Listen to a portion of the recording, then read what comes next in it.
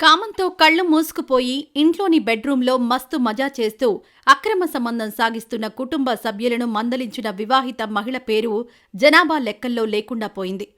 వరుసకు చిన్నమ్మ అయ్యే మహిళతో ఏమిటి నీ రాసలీలలు అంటూ హెచ్చరించిన అత్తను ఆమె అల్లుడు కిరాతకంగా చంపేశాడు. అత్తను కొడవలితో నరుకుతున్న సమయంలో అడ్డు వెళ్లిన మామను హత్య చేయడానికి అల్లుడు బరితెగించాడు.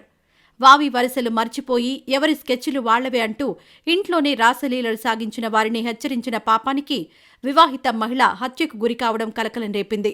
చెన్నైలోని పుల్లల్ వినాయకపురంలోని పరిమళ నగర్లో శరవణన్ గుణసుందరి దంపతులు నివాసం ఉంటున్నారు.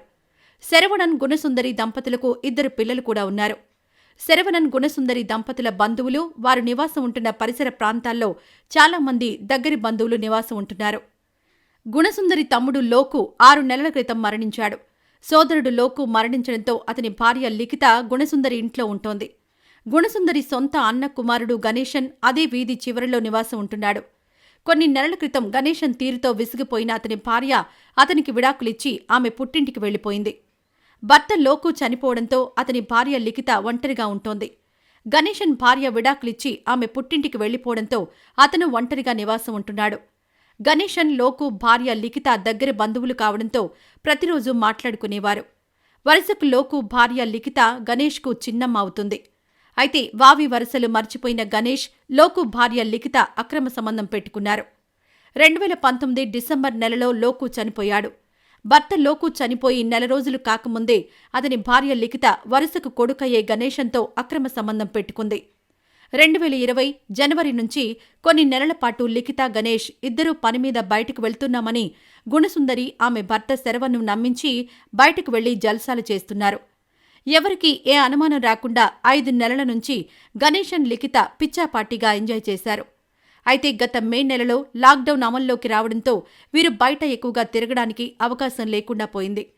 2020 మే నెల 15వ తేదీ గుణసుందరి ఆమె భర్త శరవణన్ పిల్లలు పక్క వీధిలో ఉన్న బంధువుల ఇంటికి వెళ్లారు. ఇంట్లో ఎవ్వరూ లేరని మనం ఏం చేసినా అడ్డు ఉండదని భావించిన గణేశన్ లోకు భార్య లిఖిత బెడ్రూంలో రాసలీలలు మొదలుపెట్టారు. భర్త శరవణన్ పిల్లలు బంధువుల ఇంట్లో ఉన్న సమయంలోనే ఏదో వస్తువు తీసుకెళ్లడానికి గుణసుందరి ఇంటికి వెళ్ళింది. ఆ సమయంలో బెడ్రూంలో గణేశన్ లోకు భార్య లిఖిత నగ్నంగా ఎంజాయ్ చేస్తున్న విషయం గుర్తించి షాక్కు గురైంది. ఇంట్లోకి ఎవరు వస్తున్నారో అనే విషయం కూడా తెలియకుండా మైమరిచిపోయి ఎంజాయ్ చేస్తున్న గణేశన్ లోకు భార్య లిఖితను చూసిన గుణసుందరి మండిపడింది. గణేశన్ సొంత అన్న కొడుకు కావడం, సొంత తమ్ముడు లోకు భార్య లిఖితతో అక్రమ సంబంధం సాగిస్తున్న విషయం తెలుసుకున్న గుణసుందరి ఆవేశంతో రగిలిపోయింది. వావి వరసలు మర్చిపోయి మీరు చేస్తున్న పని ఏమిటి? మర్యాదగా ఇంతటితో మీ అక్రమ సంబంధం వదిలేయాలని, లేదంటే అందరికీ చెప్పవలసి వస్తుందని గుణసుందరి అన్న కొడుకు గణేశన్, తమ్ముడు లోకు భార్య లిఖితను హెచ్చరించింది. అయితే వారు మాత్రం గుణసుందరి మాటలు ఏమాత్రం పట్టించుకోకుండా ఆమెకు తెలియకుండా రహస్యంగా కలుసుకోవడం మొదలుపెట్టారు.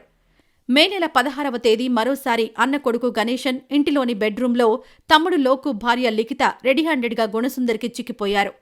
ఆ సమయంలో అందరికీ విషయం చెబుతానని, మీరు మామూలుగా చెబితే మాట వినరని గుణసుందరి గట్టిగా కేకలు వేసింది. ఆ సమయంలో ఇంట్లో ఉన్న కొడవలి తీసుకున్న గణేశన్ అత్త గుణసుందరి మీద ఇష్టం వచ్చినట్లు దాడి చేశాడు. భార్య గుణసుందరి కోసం వెళ్లిన శరవణన్ మీద అల్లుడు గణేశన్ కొడవలితో దాడి చేయడానికి ప్రయత్నించడంతో అతను తప్పించుకుని పారిపోయాడు. అల్లుడు గణేశన్ దాడిలో తీవ్ర గాయాలైన గుణసుందరి ఆస్పత్రిలో చికిత్స విఫలమై మరణించింది. అత్త గుణసుందరిని హత్య చేసి వేలూరు జిల్లాలోని పెరణంపట్టు సమీపంలోని కొండమల్లి గ్రామంలో తలదాచుకున్న గణేష్ను పోలీసులు 2 రోజుల్లోనే అరెస్ట్ చేయడంతో జైలు పాలయ్యాడు. ఇంత గొడవకు కారణమైన లిఖిత మాత్రం ఇప్పుడు హ్యాపీగా బయట తిరుగుతోంది. అక్రమ సంబంధం కారణంగా సొంత మేనత్త అల్లుడి చేతిలో హత్యకు గురికావడం 2020లో ఆంధ్రప్రదేశ్ తమిళనాడు సరిహద్దుల్లో కలకలం రేపింది. ఇదిలా ఉంటే వివాహం చేసుకున్న దంపతులకు పిల్లలున్నారు. ఉద్యోగం చేయడానికి భర్త అతని భార్య పిల్లలతో కలిసి పొరుగు రాష్ట్రానికి వెళ్లాడు. దంపతులు సంతోషంగా కాపురం చేశారు. భర్త రాత్రి 2 గంటల వరకు పనిచేసి తరువాత ఇంటికి వెళ్తున్నాడు. ఉదయం బయటకు వెళ్తున్న భర్త అర్ధరాత్రి దాటిన తర్వాతే ఇంటికి వెళ్తున్నాడు. పగలు భార్య మాత్రమే ఇంట్లో ఉంటోంది. ఇటీవల భార్య మీద అనుమానం పెంచుకున్న భర్త ఆమె మీద నిఘా వేశాడు. రాత్రి ఇంటికి వెళ్లిన భర్త అతని భార్యతో గొడవ పెట్టుకున్నాడు. రాత్రి నిద్రపోయిన నా భార్య ఉదయం నిద్ర లేవలేదని, ఆమెకు ఏదో అయిందని భర్త అంబులెన్స్కు ఫోన్ చేశాడు. భార్యను ఆస్పత్రికి పిలుచుకుని వెళ్తే అప్పటికే ఆమె ప్రాణం పోయింది. తర్వాత అసలు కథ మొదలైంది. ఆంధ్రప్రదేశ్లోని నెల్లూరు జిల్లాకు చెందిన మొహమ్మద్ హుస్సేన్ అలియాస్ మొహమ్మద్ అనే యువకుడు కొన్ని సంవత్సరాల క్రితం రెజీనా అనే యువతిని వివాహం చేసుకున్నాడు. మొహమ్మద్ రెజీనా దంపతులు సంతోషంగా కాపురం చేశారు. దంపతులకు 2 పిల్లలు కూడా ఉన్నారు. 6 సంవత్సరాల క్రితం మొహమ్మద్ ఉద్యోగం చేయడానికి తమిళనాడులోని కన్యాకుమారి జిల్లాలోని నాగర్కోవిల్ పట్టణంకు చేరుకున్నాడు.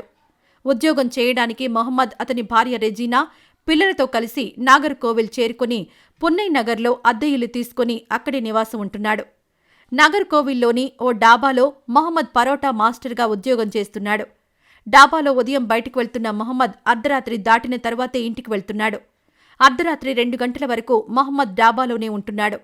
భర్త మొహమ్మద్ బయటకు వెళ్లిన తర్వాత అతని భార్య రెజీనా ఆమె పిల్లలతో కలిసి ఇంట్లోనే ఉంటోంది.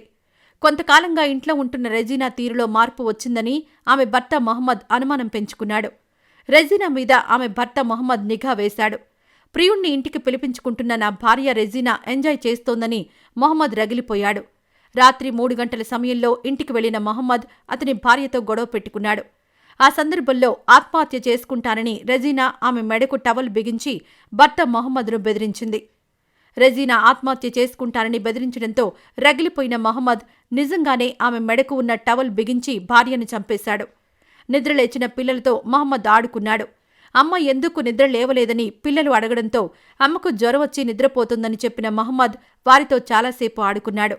రాత్రి నిద్రపోయిన నా భార్య రెజీనా ఉదయం నిద్రలేవలేదని, ఆమెకు ఏదో అయిందని మొహమ్మద్ అంబులెన్స్కు ఫోన్ చేశాడు. భార్య రెజీనాను అంబులెన్స్లో ఆస్పత్రికి పిలుచుకుని వెళ్తే అప్పటికే ఆమె ప్రాణం పోయిందని డాక్టర్లు చెప్పారు.